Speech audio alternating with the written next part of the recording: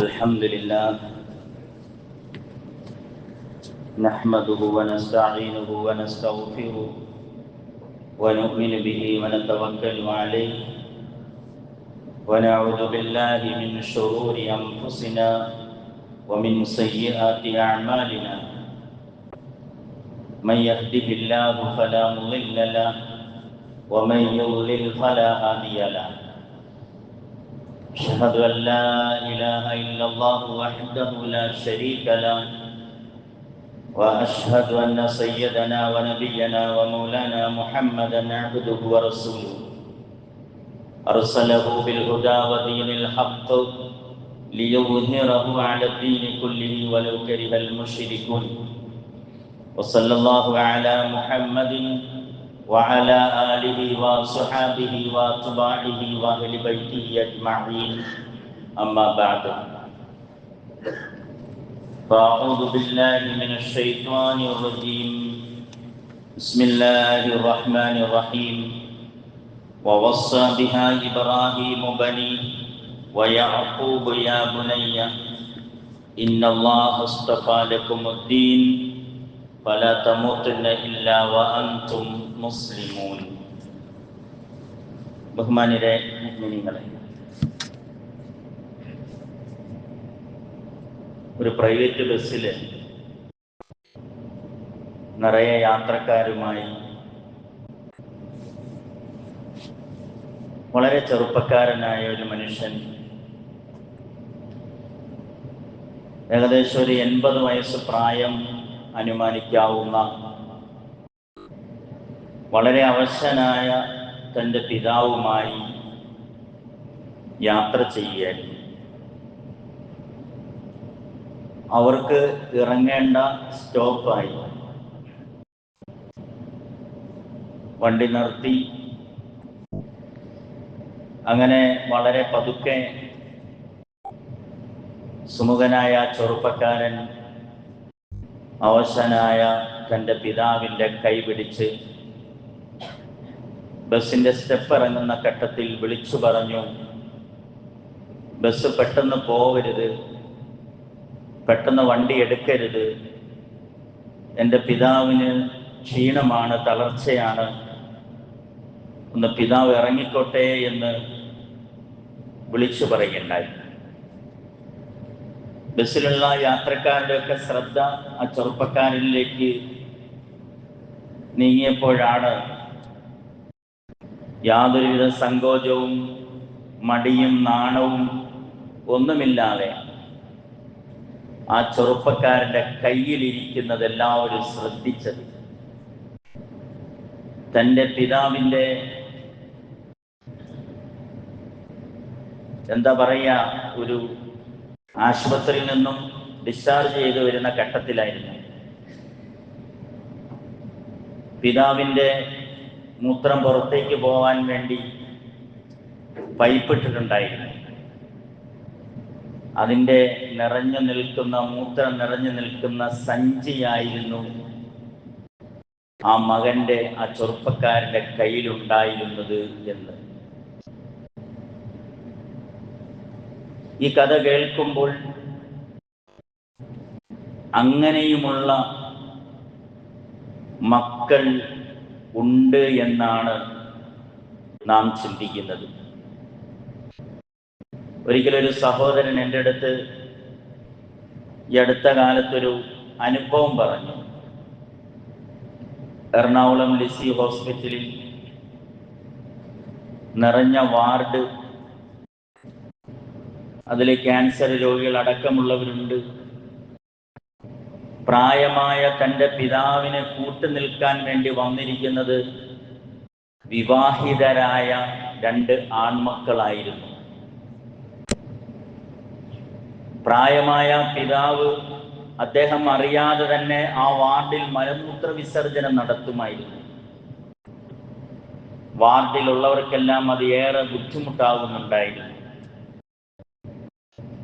ഈ 2 മക്കളും അവിടെ കുത്തിയിരുന്ന് ആ പിതാവിൻ്റെ മലമൂത്രം തുടച്ച് വൃത്തിയാക്കി ലോഷനിട്ട് വൃത്തിയാക്കി അവസാനം ആ 2 ആൺമക്കളും ആ വാർഡ് മുഴുവനും സ്പ്രേ അടിക്കും, നല്ല സുഗന്ധമുണ്ടാവാൻ വേണ്ടി.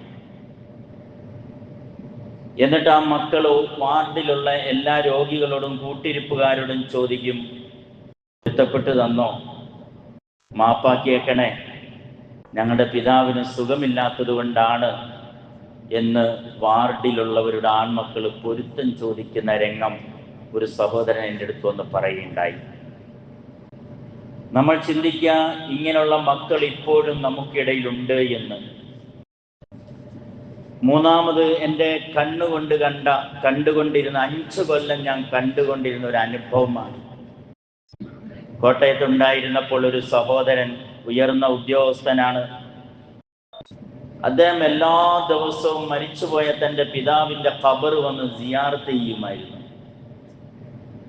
എല്ലാ ദിവസവും സിയാറത്ത് ചെയ്യുക എന്ന് മാത്രമല്ല, ആ ഖബറിങ്കൽ അവിടെ നിന്ന് യാസീൻ ഓതി, ഫാത്തിഹ ഓതി ദുആ ചെയ്യും. തൻ്റെ 2 കുഞ്ഞു മക്കളെയും അദ്ദേഹം അതിൽ പങ്കെടുപ്പിക്കുമായിരുന്നു.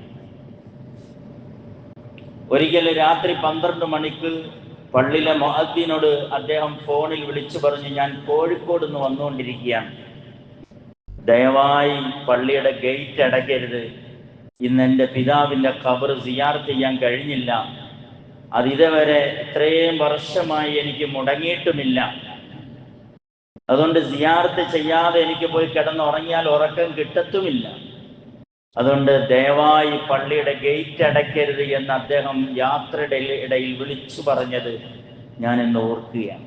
ഏകദേശം 1 മണി കഴിഞ്ഞു. അദ്ദേഹം ആ പള്ളിക്കാട്ടിലേക്ക് 1 മണി 1:30 മണി രാത്രി കടന്നുപോയി. അത്താടെ ഖബർ സിയാറത്ത് ചെയ്ത് യാസീൻ ഓതി മടങ്ങി. അത് കഴിഞ്ഞാണ് വീട്ടിൽ പോയി കിടന്നുറങ്ങിയത്. നമ്മൾ ചിന്തിക്കുന്നു, ഇങ്ങനെയുള്ള മക്കൾ ഇന്നും ഉണ്ടോ എന്ന്. സഹോദരങ്ങളെ, ഈ അടുത്ത സന്ദർഭത്തിൽ ഒരു ആലിമ് ഭാര്യയുടെയും ഭർത്താവിൻ്റെയും ഇടയിലുള്ള വലിയ പ്രശ്നം പരിഹരിക്കാൻ വേണ്ടി മധ്യസ്ഥനായിരുന്നു. വർഷങ്ങൾ നീണ്ടു നിന്ന് അവർക്കിടയിലുണ്ടായിരുന്ന പ്രശ്നം മധ്യസ്ഥനായി നിന്ന് അത് പരിഹരിച്ചു. മണിക്കൂറുകളോളം ചർച്ച ചെയ്ത് 2 പേരും വിട്ടുവീഴ്ചയ്ക്ക് തയ്യാറായി. വളരെ സ്നേഹബന്ധത്തോടെ അവര് ആലിമിന്റെ പണ്ഡിതന്റെ മുറിയിൽ നിന്നും ഇറങ്ങിപ്പോയി. അവർ വളരെ സ്നേഹത്തോടെ ജീവിച്ചു കൊണ്ടിരിക്കുന്ന ഒരു ഘട്ടത്തിൽ ആഴ്ചകൾ കഴിഞ്ഞപ്പോൾ ഈ ഭാര്യയും ഭർത്താവും ഒരു മെഡിക്കൽ ഷോപ്പിൽ മരുന്ന് വാങ്ങാൻ വേണ്ടി നിൽക്കുന്നത് കണ്ടു. അപ്പൊ ഇദ്ദേഹം ചോദിച്ചു, എന്താണ്, സുഖം തന്നെയല്ലേ? അൽഹംദുലില്ലാ, സുഖം. എന്താണ് മെഡിക്കൽ ഷോപ്പിൽ നിൽക്കുന്നത്, എന്തു പറ്റി എന്ന് ചോദിച്ചപ്പോൾ, ഞങ്ങളുടെ കുട്ടിക്ക് മകന് മരുന്ന് മേടിക്കാൻ വേണ്ടി നിൽക്കുകയാണെന്ന് പറഞ്ഞു. ഈ ആലിമ് ചോദിച്ചു, നിങ്ങളുടെ മകൻ എന്തു പറ്റി? കുറച്ച് നാളുകളായി ഡിപ്രഷനാണ്,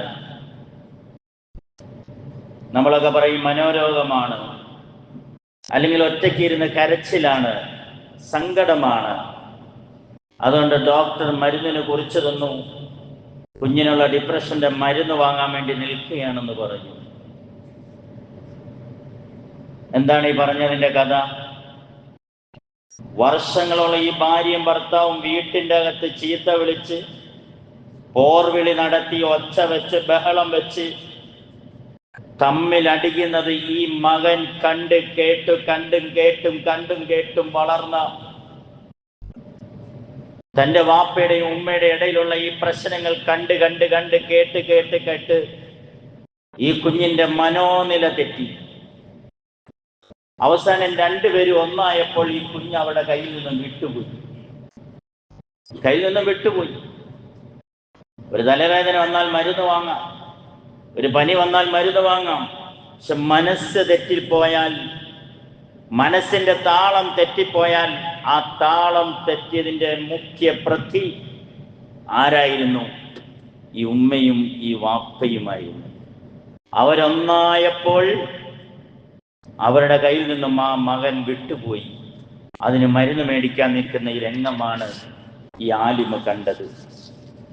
പ്രിയമുള്ളവരെ, ഈ 4 അനുഭവങ്ങളും ഈ 4 സംഭവങ്ങളും ഞാൻ ആമുഖമായി പറഞ്ഞത് എന്തിനാണ് എന്നുള്ളത് അടുത്ത ആയത്തും ഹദീസും സംഭവങ്ങളും കേൾക്കുമ്പോൾ നിങ്ങൾക്കത് മനസ്സിലാവും. അത് കൂട്ടി വായിക്കുകയും ചെയ്യാം. ഞാനൊരൊറ്റ ആയത്താണ് കഴിഞ്ഞ 2 ആഴ്ച വിശദീകരിക്കുന്നത്. സൂറത്ത് ഫുർഖാനിലെ അവസാനത്തെ ആയത്ത്, റബ്ബനാ ഹബ് ലനാ മിൻ അസ്വാജിനാ വദുർരിയാതിനാ, എൻ്റെ മക്കളെ ഞങ്ങൾക്ക് കൺകുളിർമയുള്ളവരാക്കണമേ എന്ന്. ഖുർറത്ത അയ്ൻ എന്ന് പറഞ്ഞാൽ ആനന്ദത്തിൻ്റെ കണ്ണുനീരാണ്. മക്കളുടെ സ്നേഹത്തിൻ്റെയും, നേരത്തെ ഞാൻ പറഞ്ഞതുപോലെ മക്കളുടെ പരിചരണത്തിൻ്റെയും മക്കളുടെ തണലിൻ്റെയും മക്കളുടെ അടുപ്പത്തിൻ്റെയും ഇടയിൽ മാതാപിതാക്കൾക്കുണ്ടാവുന്ന ഒരു ആനന്ദ കണ്ണുനീരുണ്ട്. സങ്കടത്തിൻ്റെ, ദുഃഖത്തിൻ്റെ, വിഷമത്തിൻ്റെ കണ്ണുനീരല്ല, ആനന്ദത്തിൻ്റെ കണ്ണുനീരിനാണ് ഖുർറത്ത അയ്ൻ. അങ്ങനെയുള്ള ആനന്ദത്തിൻ്റെ കണ്ണുനീര് സമ്മാനിക്കുന്ന മക്കളാക്കണമേ. വജഅൽനാ ലിൽ മുത്തഖീന ഇമാമ, ഈ മക്കൾക്ക് ഞങ്ങളെ റോൾ മോഡലാക്കണേ.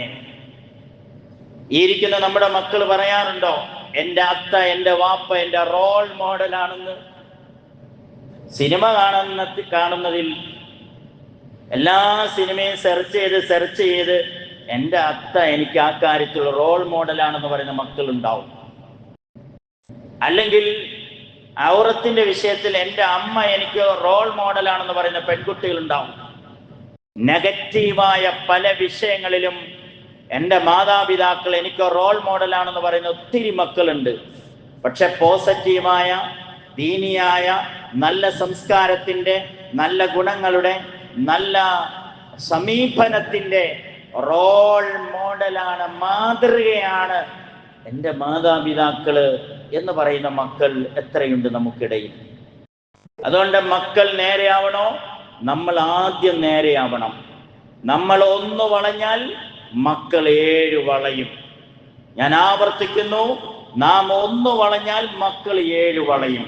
അതാണ് വജഅൽനാ ലിൽ മുത്തഖീന ഇമാമ. എൻ്റെ മക്കൾ തഖ്വയുള്ള മക്കളാവണമെങ്കിൽ അവർക്ക് എന്നെ നീ ഇമാമാക്കണേ. അവർക്ക് എന്നെ ഇമാമാക്കണേ എന്ന് പറഞ്ഞാൽ മാതൃകയാക്കണേ എന്നാണ് ഈ ആയത്തിന്റെ അർത്ഥം. ഞാൻ ആവർത്തിച്ചെന്നേ ഉള്ളൂ. ഈ ആയത്തിനെയാണ് നമ്മൾ കഴിഞ്ഞ 2 ആഴ്ച വിശദീകരിച്ചത്. മാതൃകാ പിതൃത്വമുണ്ട്, മാതൃകാ മാതൃത്വവുമുണ്ട്. ഇന്ന് നമുക്ക് മാതൃകാ പിതൃത്വത്തെ കുറിച്ച് ചർച്ച ചെയ്യാം. മാതൃകാ പിതൃത്വങ്ങളെ സംബന്ധിച്ച് പരിശുദ്ധ ഖുർആൻ 2-3 നബിമാരുടെ ചരിത്രങ്ങൾ അല്ലാഹു സുബ്ഹാനഹു വ തആല പഠിപ്പിക്കുന്നുണ്ട്. യാക്കൂബ് നബി അലൈഹിസ്സലാം യൂസുഫ് നബി അലൈഹിസ്സലാമിന്റെ പിതാവാണല്ലോ. യൂസുഫ് അലൈഹിസ്സലാത്തു വസ്സലാമയ്ക്ക് എല്ലാ അർത്ഥത്തിലും മാതൃകയായിരുന്നു പിതാവായ യാക്കൂബ് അലൈഹിസ്സലാത്തു വസ്സലാം. യൂസുഫ് അലൈഹിസ്സലാമിനെ ചെറുപ്പത്തിൽ നഷ്ടപ്പെട്ട കഥകളൊക്കെ നമ്മൾ ഒരുപാട് കേട്ടിട്ടുണ്ട്. സഹോദരന്മാരെ പൊട്ടക്കിണറ്റിൽ കൊണ്ടുപോയി ഇട്ടതൊക്കെ.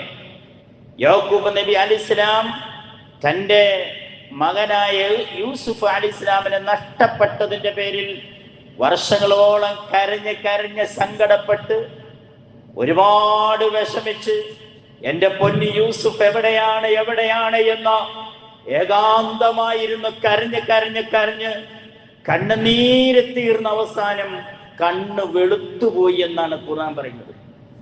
കണ്ണ് വെളുക്കുക എന്ന് പറഞ്ഞാൽ കണ്ണുനീര് നഷ്ടപ്പെട്ടു. സങ്കടം കൊണ്ട് കരഞ്ഞ് ഒരു വ്യക്തിയുടെ കാഴ്ച നഷ്ടപ്പെട്ടു എങ്കിൽ അത് യൂസുഫ് അലൈഹി ഇസ്ലാമിന്റെ പിതാവായ വാപ്പയായ യാക്കൂബ് അലൈഹി ഇസ്ലാമിന്റെ കണ്ണാണ്.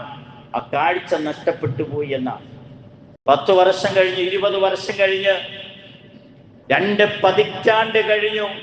യൂസുഫ് അലൈഹി ഇസ്ലാം ഈജിപ്തിലെ കൊട്ടാരത്തിലെ ഭരണാധികാരിയായി, ഭക്ഷ്യവിഭവ വകുപ്പ് മന്ത്രിയായി, ഭരണാധികാരിയായി ഈജിപ്തിൽ കഴിയുമ്പോഴാണ് തൻ്റെ പ്രിയപ്പെട്ട സഹോദരങ്ങൾ കറങ്ങിത്തിരിഞ്ഞ് തൻ്റെ മുന്നിൽ നമ്രശിരസ്കരായി എത്തിയ ചരിത്രം. ദീർഘമായ ചരിത്രം ഞാൻ 2 വരിയിൽ സൂചിപ്പിച്ചെന്നേ ഉള്ളൂ. ഈ സഹോദരനോട്, ഈ പ്രിയപ്പെട്ട സഹോദരന്മാരോട്, തന്നെ കൊണ്ടുപോയി പൊട്ടക്കിണറ്റിലിട്ട സഹോദരങ്ങളാണ് മുന്നിൽ നിൽക്കുന്നത്. ഈ സഹോദരങ്ങളോട് യൂസുഫ് അലൈഹി ഇസ്ലാം ചോദിച്ചു, അല്ല, നമ്മുടെ വാപ്പയുടെ വിശേഷം എന്താണ്? 10-20 കൊല്ലം കഴിഞ്ഞല്ലോ വാപ്പയെ കണ്ടിട്ട്, എന്താ നമ്മുടെ ഉപ്പയുടെ അവസ്ഥ എന്താന്ന് യൂസുഫ് അലൈഹി ഇസ്ലാം ചോദിച്ചപ്പോൾ ഈ സഹോദരങ്ങൾ പറഞ്ഞത്, കരഞ്ഞ് കാഴ്ച നഷ്ടപ്പെട്ട് വർഷങ്ങളായി അദ്ദേഹം ഇരുട്ടിൽ കഴിയുകയാണ് എന്ന്. ആ സഹോദരങ്ങൾ പറഞ്ഞു. അപ്പോഴാണ് യൂസുഫ് അലൈഹി ഇസ്ലാം പറഞ്ഞ ആയത്ത്, യൂസുഫ് അലൈഹി ഇസ്ലാം പറഞ്ഞൊരു വാചകം, ഇദ്ഹബൂ ബിഖമീസി ഹാദാ ഫഅൽഖൂഹു അലാ വജ്ഹി അബി യഅതി ബസീറാ. സൂറത്ത് യൂസുഫിൽ ഈ ആയത്ത് കാണാം. ഇദ്ഹബൂ ബിഖമീസി ഹാദാ, ഞാൻ ഇട്ടിട്ട് നുരുമ്പി എൻ്റെ വിയർപ്പിന്റെ ഗന്ധമുള്ള എൻ്റെ ഈ കുപ്പായമുണ്ടല്ലോ, ഈ കുപ്പായമായി നിങ്ങൾ പോ, എന്നിട്ട് ഫഅൽഖൂഹു അലാ വജ്ഹി അബി, എൻ്റെ ഉപ്പാന്റെ, അബി എന്ന് പറഞ്ഞാൽ എൻ്റെ ഉപ്പാടെ മുഖത്ത് കൊണ്ടുപോയി. എത്ര കൊല്ലമായി ഈ കുപ്പായം യൂസുഫ് അലൈഹി ഇസ്ലാം ഇടുന്നു? എത്രയോ വർഷമായി. ഈ കുപ്പായത്തെ കുറിച്ച് പറയപ്പെടുന്നത് എന്താണെന്നറിയോ?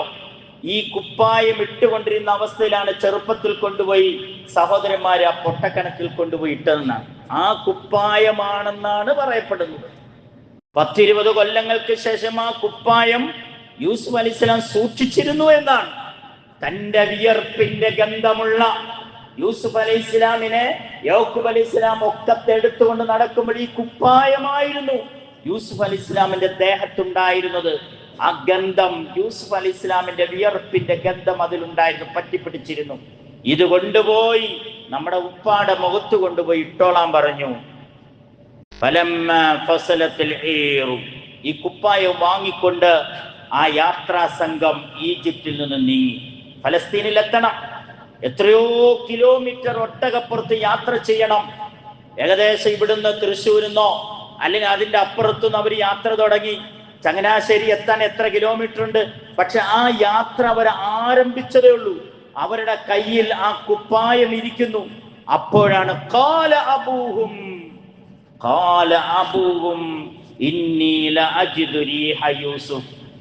അവരുടെ വാപ്പ അവിടെ ഇരുന്നു കൊണ്ട് പറഞ്ഞു, യൂസുഫിന്റെ ഗന്ധം എനിക്ക് ആസ്വദിക്കാൻ കഴിയുന്നല്ലോ എന്ന്. യൂസുഫിന്റെ വിയർപ്പിന്റെ ഗന്ധം എൻ്റെ മൂക്കിലൂടെ അടിച്ചു വീശുന്നു, എനിക്ക് ആസ്വദിക്കാൻ കഴിയുന്നു. എത്ര കിലോമീറ്റർ അകലെയാണ് ആ കുപ്പായം? അവരവിടുന്ന് പുറപ്പെട്ടിട്ടേ ഉള്ളൂ. ഇങ്ങ് കിലോമീറ്റർ അകലെയുള്ള യാക്കൂബ് അലൈഹി ഇസ്ലാം പറയാണ്, യൂസുഫ് അലൈഹി ഇസ്ലാമിന്റെ വിയർപ്പിന്റെ ഗന്ധം എനിക്ക് ആസ്വദിക്കാൻ കഴിയുന്നു എന്ന്. ശ്രദ്ധിക്കണം ഈ ആയത്ത്. ഈ ആയത്ത് നല്ലോണം കേട്ടല്ലോ. സ്വന്തം മകനുമായിട്ടുള്ള വാപ്പയുടെ ആ അറ്റാച്ച്മെന്റ്, ആ ഹൃദ്യമായ ബന്ധം. ഇനി ഞാൻ ചോദിക്കട്ടെ, നമ്മുടെ മക്കൾ നമ്മുടെ റൂമിന്റെ അപ്പുറത്തിരിക്കുമ്പോൾ അവൻ അവിടെ എന്ത് ചെയ്യാൻ നമുക്കറിയില്ല. അവൻ മാർക്കറ്റിലാണോ, അതോ പുറത്താണോ, അതോ പാർക്കിലാണോ, സിനിമാ തിയേറ്ററിലാണോ, അതോ മകൻ വീട്ടിന്റെ അകത്തുണ്ടോ എന്ന് പോലും അറിയില്ലാത്ത വാപ്പമാരുടെ ലോകത്ത് ഈ ആയത്ത് വളരെ പ്രസക്തമാണ്. ഈ യാത്രാ സംഘം വന്ന് യാക്കൂബ് അലൈഹി ഇസ്ലാമിന്റെ വീട്ടിന്റെ അകത്ത് കയറി ഈ കുപ്പായം മുഖത്തിട്ടപ്പോൾ തന്നെ കാഴ്ച തിരിച്ചു കിട്ടി എന്ന് പറഞ്ഞാൽ വാപ്പയും മകനും തമ്മിലുള്ള ഹൃദയബന്ധം, ആ അറ്റാച്ച്മെന്റ് ആണ് സൂറത്ത് യൂസുഫിലൂടെ അള്ളാഹു അവതരിപ്പിക്കുന്നത് എങ്കിൽ. ഈ അടുത്തൊരാൾ പറഞ്ഞൊരു കഥ ഈ ആയത്തിലേക്ക് ചേർത്ത് പറയാതിരിക്കാൻ നിവൃത്തിയില്ല. മകൾ അപ്പുറത്തിരുന്ന് പഠിക്കുകയാണ്, അല്ലെങ്കിൽ മകൻ ആ റൂമിന്റെ അപ്പുറത്തിരുന്ന് പഠിക്കുകയാണ്. രാത്രി 11 മണി കഴിഞ്ഞു. ഇപ്പുറത്ത് ആ കട്ടിൽ കിടക്കുന്ന ഉമ്മ വിളിക്കുകയാണ്, മോളെ അല്ലെ മോനെ എന്ന് വിളിക്കുകയാണ്. ഉമ്മ അവിടെ ഞാൻ അടങ്ങി കിടക്കും. ഉമ്മ കുറെ നേരം അല്ലെ വിളിക്കാൻ തുടങ്ങിയിട്ട് അവിടെ അടങ്ങി കിടക്ക്.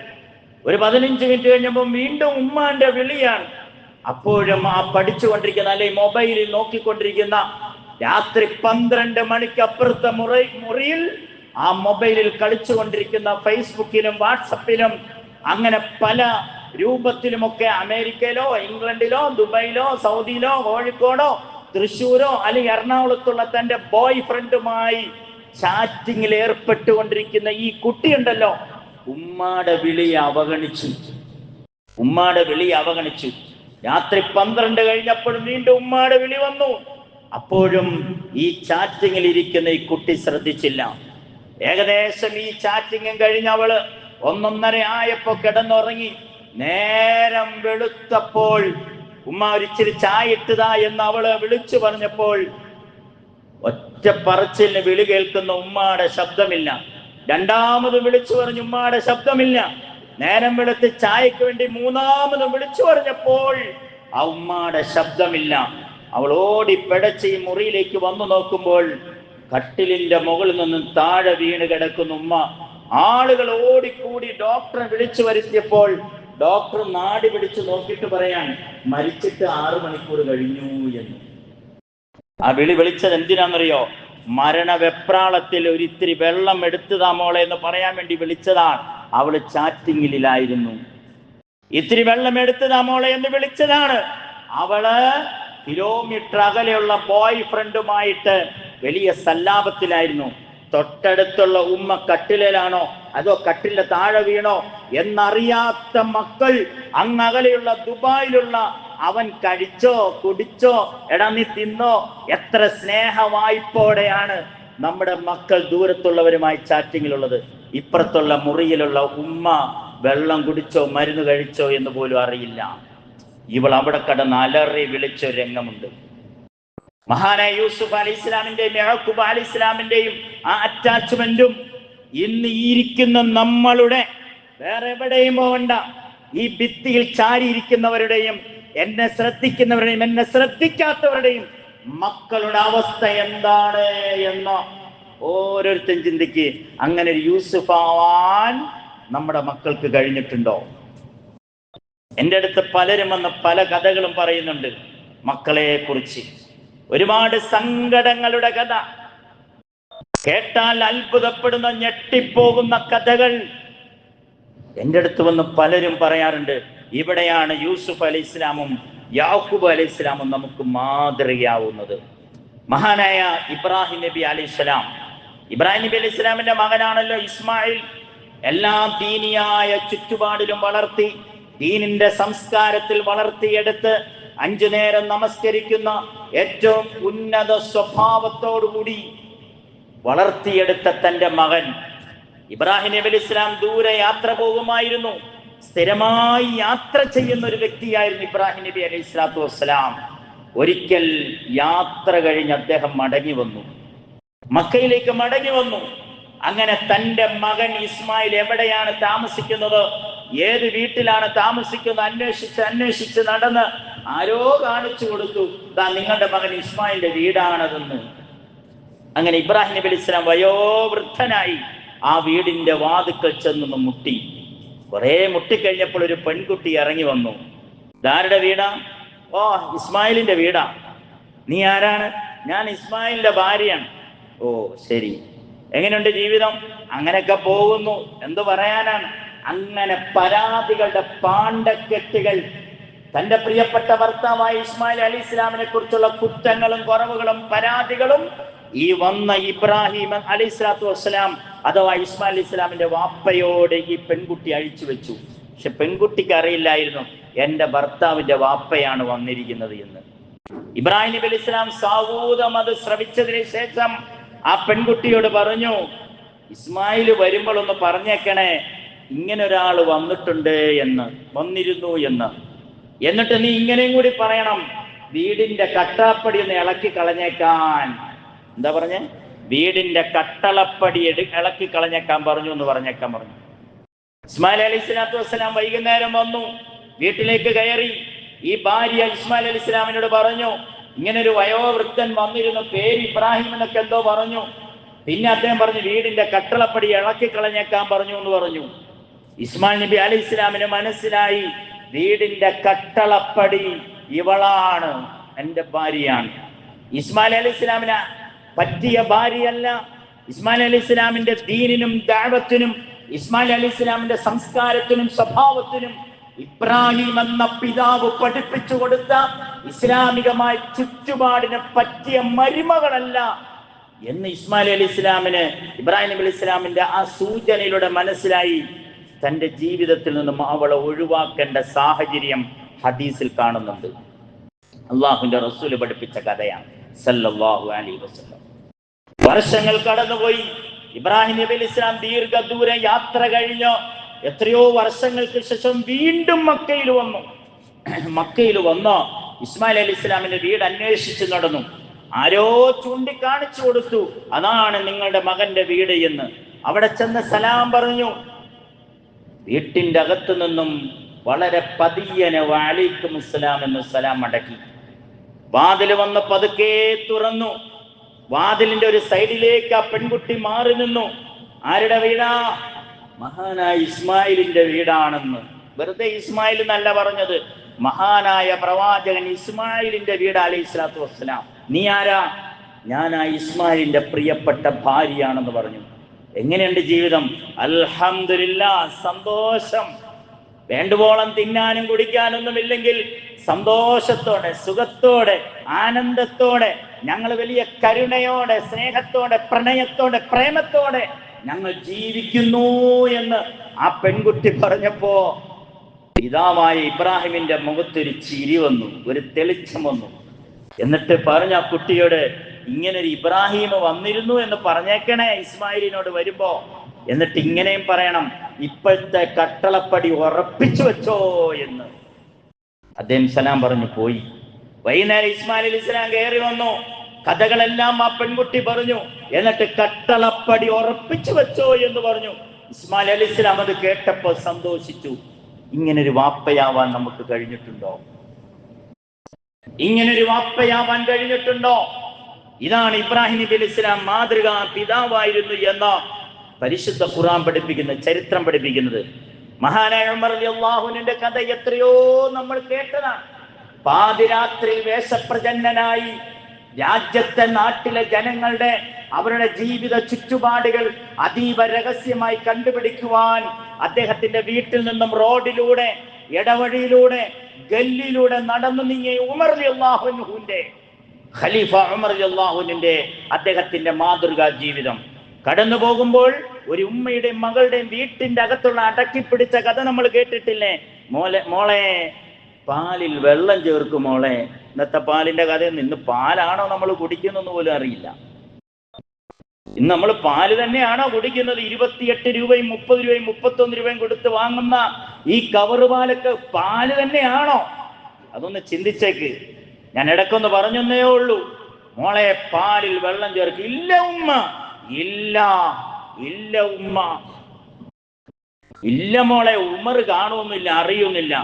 ഉമർ കണ്ടില്ലെങ്കിലും ഈ പ്രപഞ്ചത്തിന്റെ സൃഷ്ടാവായ പടച്ചതമ്പുരാൻ കാണുന്നുണ്ട്. ഈ വഞ്ചനയും ചതിയും കാണിച്ചാൽ എന്ന് ആ കുട്ടിയുടെ വർത്തമാനം ഉമർ റളിയല്ലാഹു അൻഹു സാഹൂദൻ കേട്ട് അദ്ദേഹം രാത്രിയിൽ തിരിച്ചുപോയി. നേരം വെളുത്തപ്പോൾ ആ കുട്ടിയെ അന്വേഷിക്കാൻ ആളെ വിട്ടു.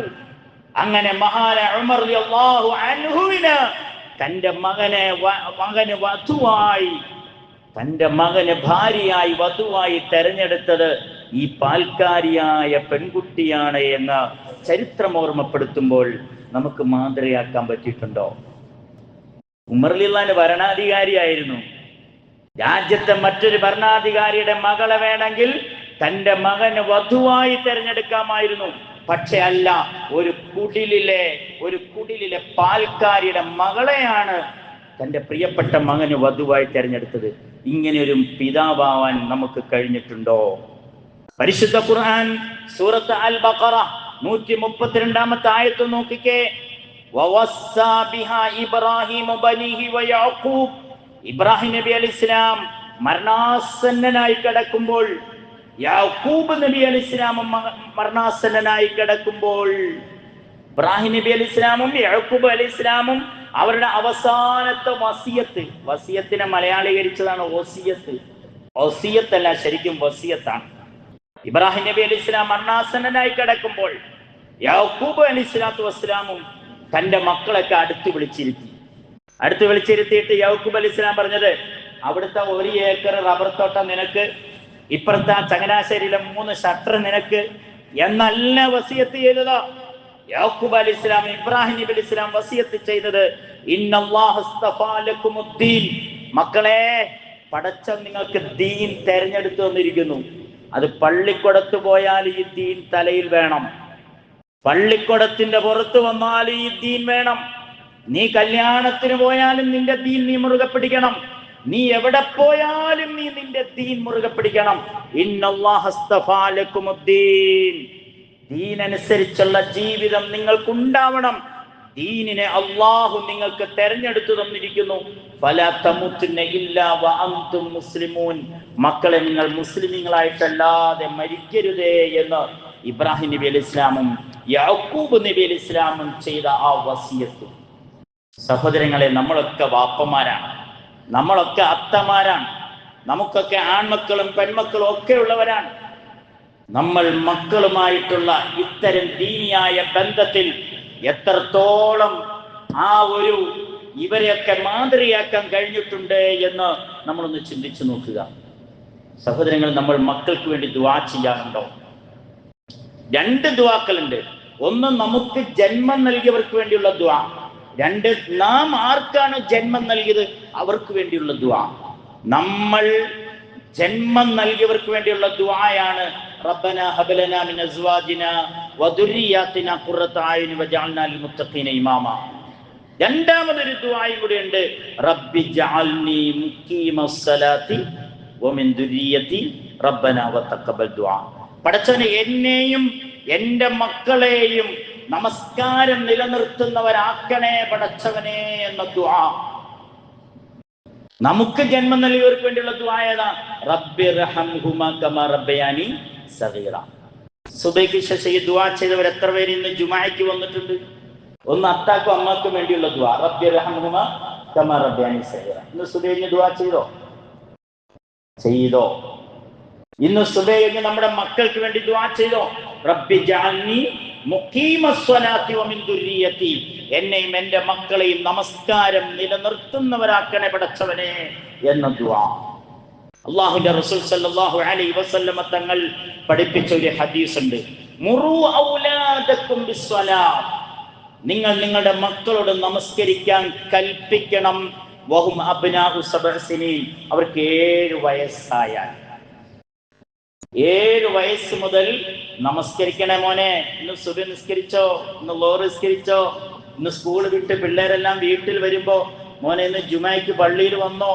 നീ ഇന്ന് നിസ്കരിച്ചോ എന്ന് ചോദിക്കുന്നുണ്ടോ? നമ്മൾ കെട്ടിച്ചു വിട്ട മക്കളോടും പെൺമക്കളോടും നമ്മൾ ചോദിക്കണം, ഇന്ന് നീ സുബഹിക്ക് എഴുന്നേറ്റോ? സുബഹി നിസ്കരിച്ചോ? കല്യാണം കഴിഞ്ഞ ആൺമക്കളോട് നമ്മൾ ചോദിക്കണം, ഇന്ന് നീ നിസ്കരിച്ചോ?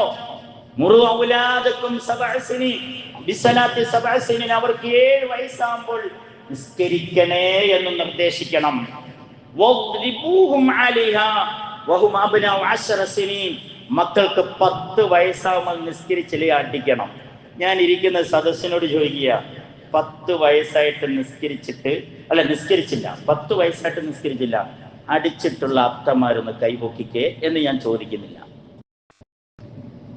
10 വയസ്സായിട്ട് നിസ്കരിച്ചില്ല എന്നിട്ട് അടിച്ചിട്ടുള്ള, അല്ലെങ്കിൽ അതിന്റെ പേര് ദേഷ്യപ്പെട്ടിട്ടുള്ള എത്ര മാതാപിതാക്കളുണ്ട്? അല്ലാഹുവിന്റെ റസൂൽ സല്ലല്ലാഹു അലൈഹി വസല്ലം ഫാത്തിമ റളിയല്ലാഹു അൻഹയെ കല്യാണം കഴിച്ചു വിട്ട ഒരു നാൾ, ആദ്യ രാത്രി, ഫാത്തിമ റളിയല്ലാഹു അൻഹയുടെ ആദ്യ രാത്രി. നമ്മളൊക്കെ നമ്മുടെ പെൺമക്കളെ കല്യാണം കഴിച്ചു വിടുമ്പോ നമ്മുടെ നെഞ്ചിടിക്കുന്ന ദിവസമാണ്, വല്ലാത്തൊരു പ്രതീക്ഷയുടെയും പ്രത്യാശയുടെയും ദിവസമാണ്.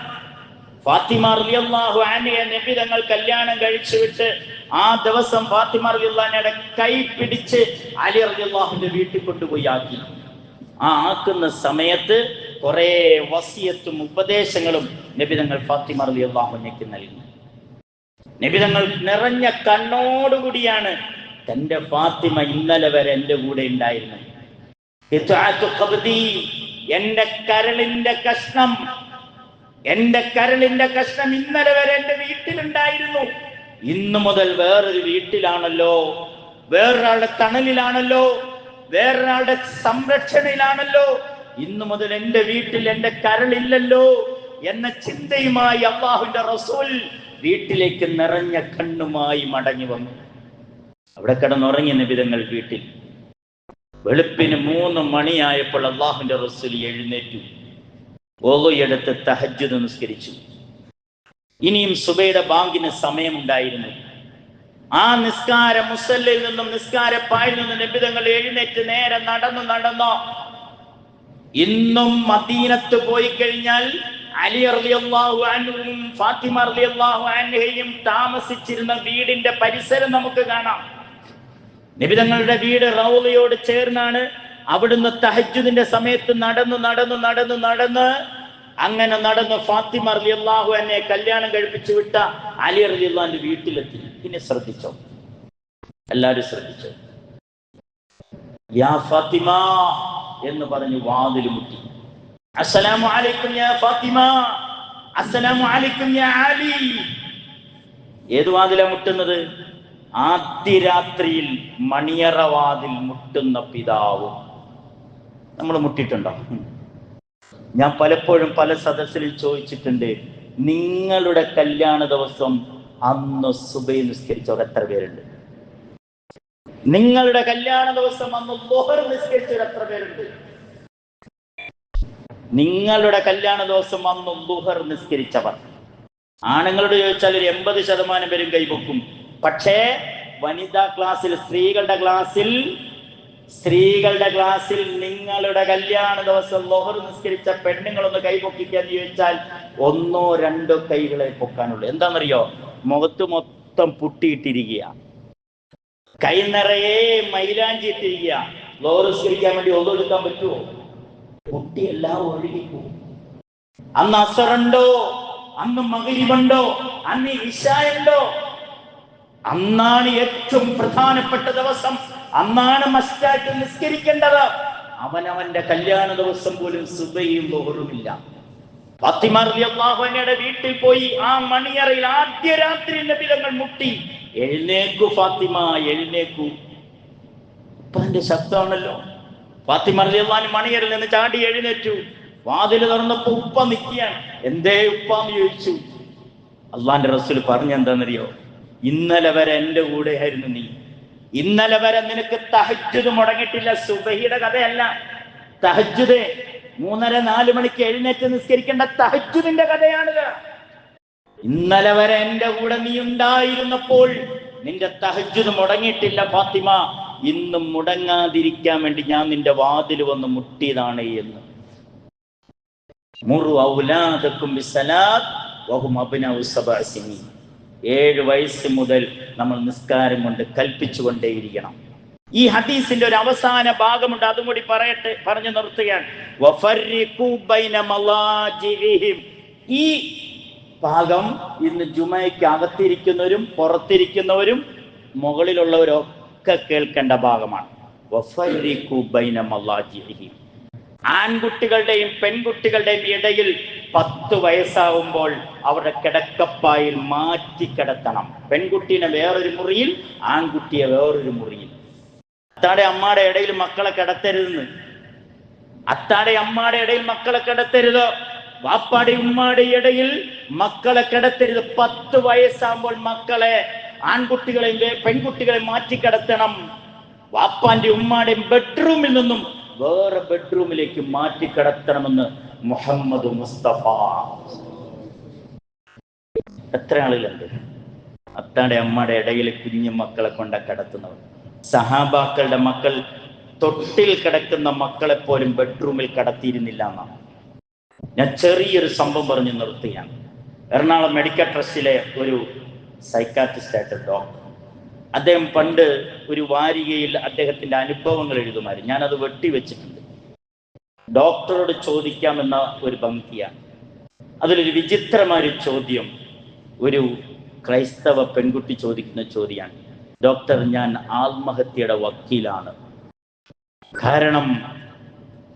കാരണം ഇതാണ്, എൻ്റെ ഭർത്താവ് വിദേശത്താണ്, പ്രവാസിയാണ്. എനിക്ക് 19 വയസ്സുള്ള ആൺകുട്ടിയും 17 വയസ്സുള്ള പെൺകുട്ടിയുണ്ട്.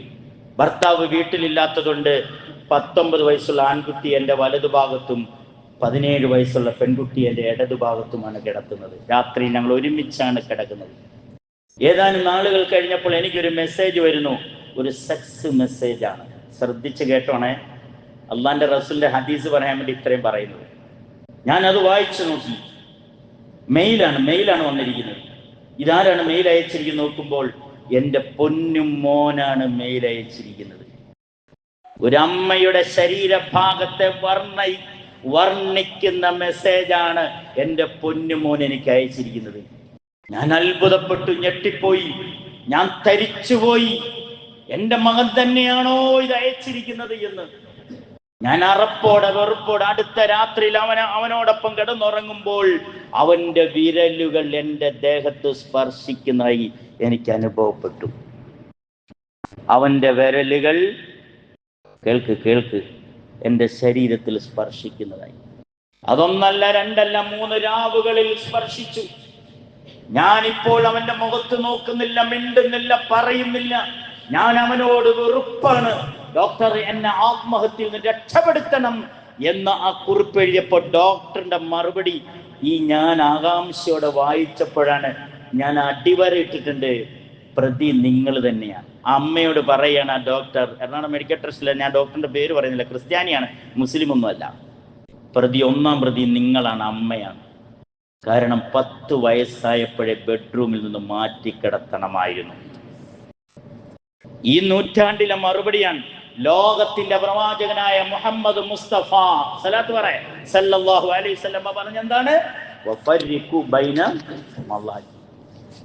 വയസ്സാകുമ്പോൾ പെൺകുട്ടികളെയും ആൺകുട്ടികളെയും ബെഡ്റൂമിൽ നിന്ന് മാറ്റിക്കിടത്തണം, മാതാപിതാക്കളുടെ ബെഡ്റൂമിൽ നിന്ന് മാറ്റിക്കിടത്തണം. ഇതിന്റെ ബാക്കി ഭാഗം നമുക്ക് ഇൻഷാ അല്ലാഹ് അടുത്ത ആഴ്ച കേൾക്കാം, പഠിക്കാം, മനസ്സിലാക്കാം. മാതൃകാ പിതൃത്വവും മാതൃകാ മാതൃത്വവും ഒക്കെ നമുക്ക് ഒരുപാട് അറിയാനുള്ള കഥകളും സംഭവങ്ങളുമുണ്ട്. ഖുർആനിൽ 5 ഉമ്മമാരുടെ കഥ പറയുന്നുണ്ട്. ഖുർആനിൽ മാതൃകയായ 5 ഉമ്മമാരുടെ കഥ പറയുന്നുണ്ട്. ഇൻഷാ